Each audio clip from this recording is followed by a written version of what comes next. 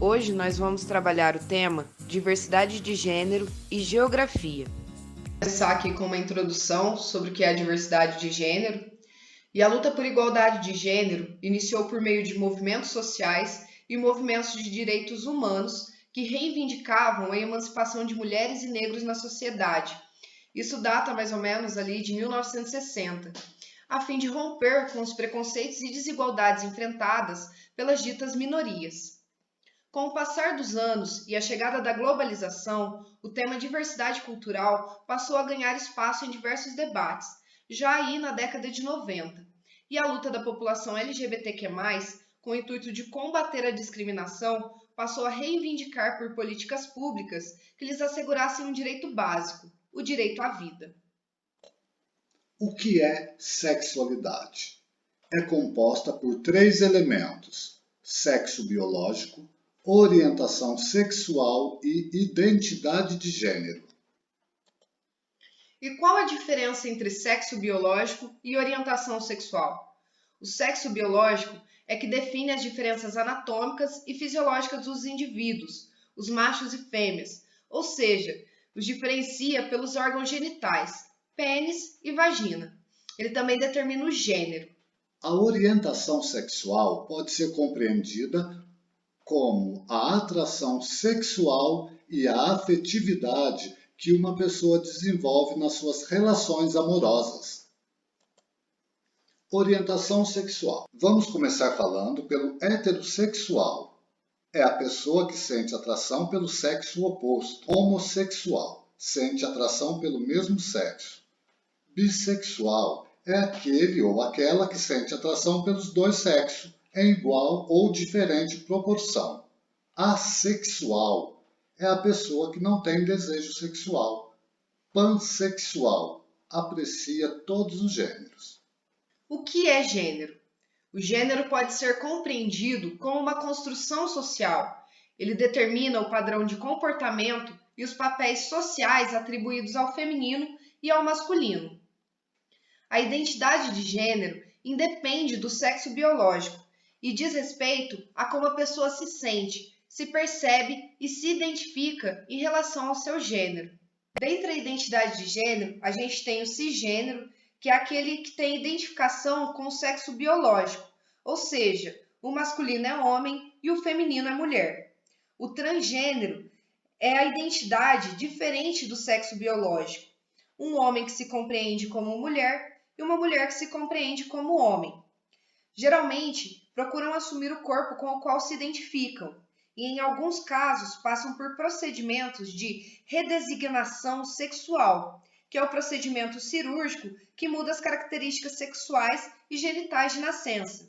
Eles também podem passar por terapias hormonais, que administra os hormônios para alinhar e equilibrar o transexual ao gênero com o qual se identifica.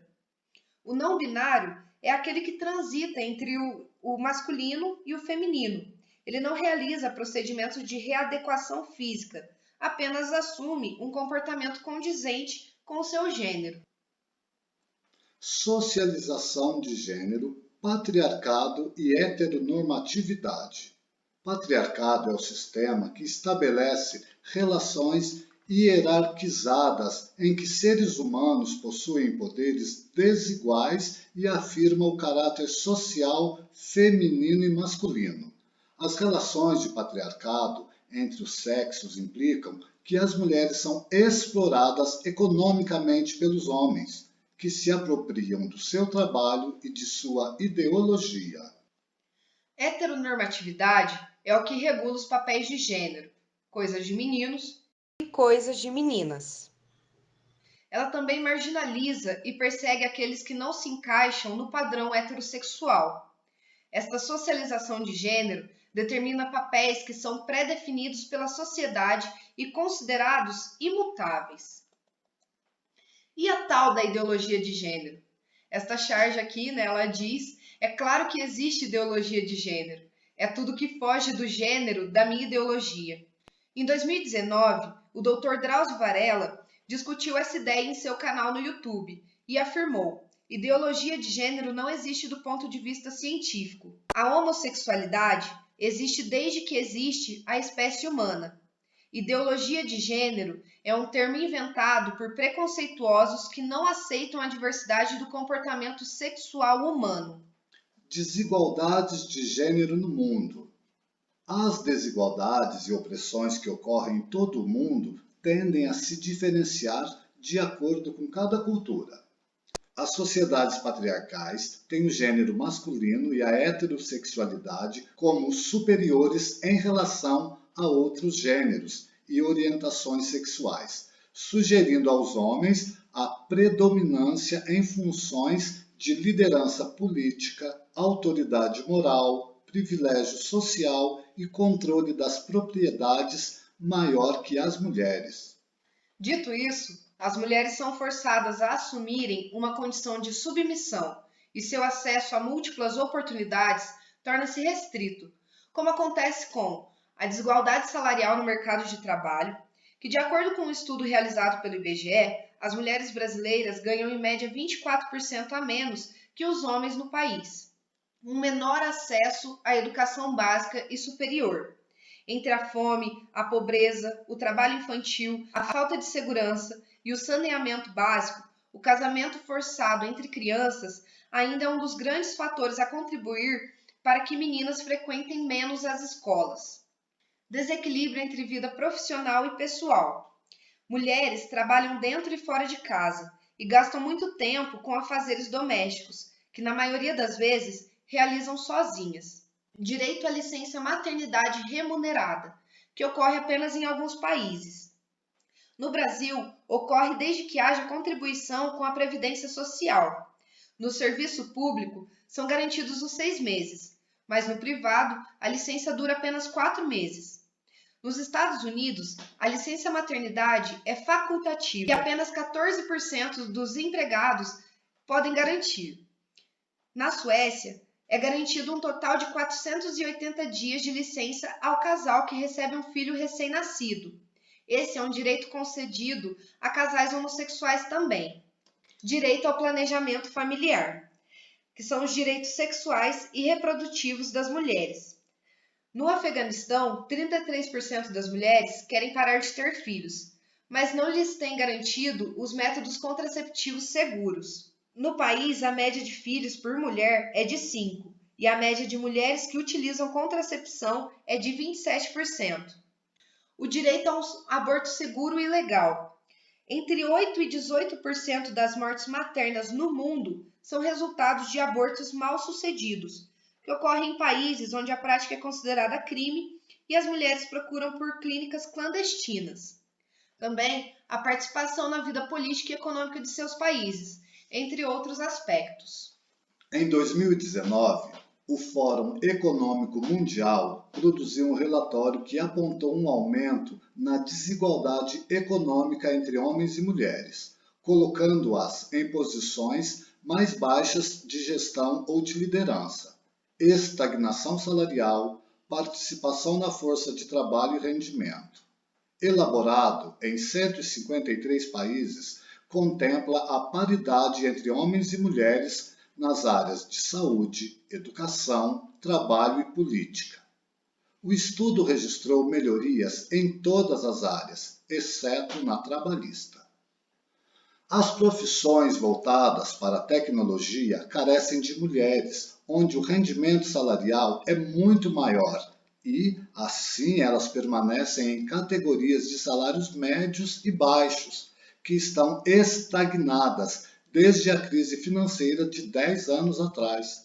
Atualmente, o maior desafio que impede a eliminação da desigualdade econômica entre homens e mulheres é a subrepresentação destas em funções emergentes. Quanto aos países que buscam por uma paridade entre os gêneros, destacam-se os países nórdicos. O gráfico abaixo trata-se do ranking com os 10 países mais próximos de alcançar a igualdade de gênero.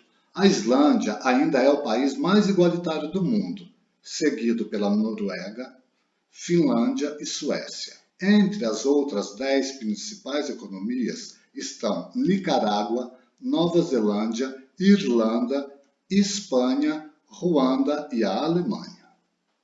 Desigualdade de gênero no Brasil. A igualdade entre homens e mulheres no Brasil foi consagrada na Constituição de 1988. Porém, ainda há muitos obstáculos a superar para que a igualdade promulgada em lei seja plenamente efetivada na sociedade brasileira. As mulheres brasileiras estão subrepresentadas na política, têm remuneração menor, sofrem mais assédio e estão mais vulneráveis ao desemprego. Segundo a Organização Mundial da Saúde, o Brasil é o 5º país do mundo em número de feminicídios. O percentual de mulheres no atual Congresso Nacional é somente de 15%, conforme relatório publicado pela ONU em 2019. De acordo com um estudo realizado pelo IBGE em 2017, as mulheres brasileiras ganhavam em média 24% menos que os homens e eram mais afetadas pelo desemprego, 3,4%, do que eles, com 10,5%. Observa-se que entre as mulheres negras, a taxa de desemprego era ainda maior, de 15,9%, contra 10,6% entre as mulheres brancas. Um estudo realizado pela Fundação Getúlio Vargas constatou que a maternidade é um dos principais motivos de discriminação sofrida por mulheres no mercado de trabalho. E o gráfico a seguir expressa os dados de uma pesquisa executada pelo Datafolha em 2016, onde é evidenciado os altos índices de assédio e violência contra as mulheres. Esse gráfico aqui ele devia estar sendo representado por porcentagem, então vou traduzir aqui para vocês. 22% das mulheres já sofreram agressão verbal, 10% sofreram ameaça de violência física, 8% sofreram agressão sexual, 4% sofreram ameaça com objeto cortante ou arma de fogo, 3% sofreram tentativa de estrangulamento ou espancamento e 1% levou tiros. Ainda de acordo com essa pesquisa, 503 mulheres são vítimas de violência a cada hora no Brasil. O mapa e o gráfico abaixo foram extraídos do site Câmara dos Deputados, quando em 2013 ocorreu um debate sobre feminicídio em Santa Catarina. Podemos observar aqui no mapa à esquerda sobre assassinato de mulheres por grupo de 100 mil mulheres entre 2009 e 2011.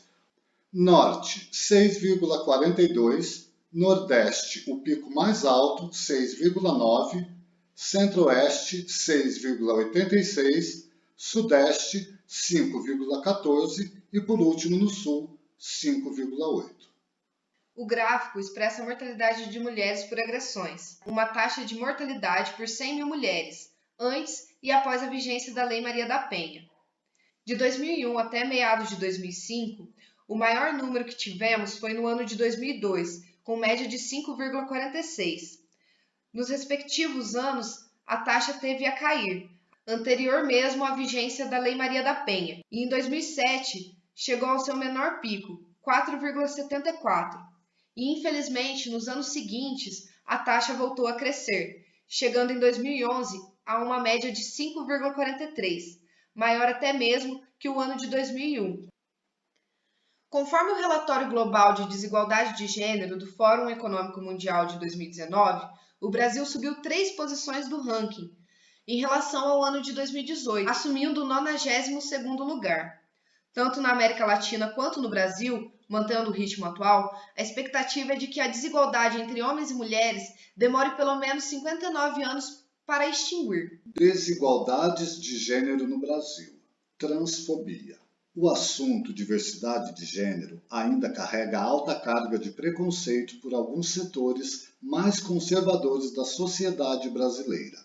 Estatísticas afirmam que o Brasil é o país que mais mata LGBTs no mundo e, de acordo com os dados publicados pela ONG Transgender Europe, de 2016, com a população trans, a situação ainda é pior, pois em 8 anos o país havia matado pelo menos 868 travestis e transexuais. Devido à falta de políticas públicas de combate ao preconceito, a luta por igualdade enfrenta barreiras constitucionais que não parecem ser quebradas tão cedo. Atualmente, a expectativa de vida de uma pessoa transexual é de 35 anos no Brasil, fato evidenciado pelo número de assassinatos. Através deste gráfico, a gente vai observar, o assassinato de pessoas trans no Brasil. O Brasil ocupa o 3º lugar do mundo quando se leva em conta o número de pessoas trans assassinadas a cada 100 mil habitantes, segundo o dossiê do IBTE, Instituto Brasileiro Trans de Educação.